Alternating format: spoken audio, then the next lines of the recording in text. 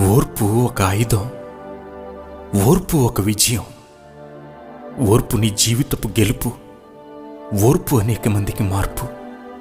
అయితే దానికి నేర్పు కావాలి. ఎదుటి వారిని గెలిపించాలి అనే ఆశయం ఉండాలి. ఓర్చుకోవటానికి సామర్థ్యం కావాలి. ఓర్చుకోవటానికి నీ అహం కంటే నీ వారి మీద అభిమానం ఉండాలి. ఎదుటి వారి బలహీనతలో నీకు అవకాశం కనిపించకూడదు. వారికి నీ సహాయం కావాలి. శ్రమ ఓర్పును, ఓర్పు పరీక్షను, పరీక్ష నిరీక్షణను కలుగుజేయనని ఎరిగి శ్రమలయందు అతిశయపడుదుమని బైబిల్ సెలవిస్తుంది. శ్రమను స్వాగతించేవారు మాత్రమే ఓర్పు గలవారు. ఓర్పు మన జీవితంలో విజయాలనివ్వగలదు. ఓర్పు మన జీవితంలో అద్భుతాలను సృష్టించగలదు.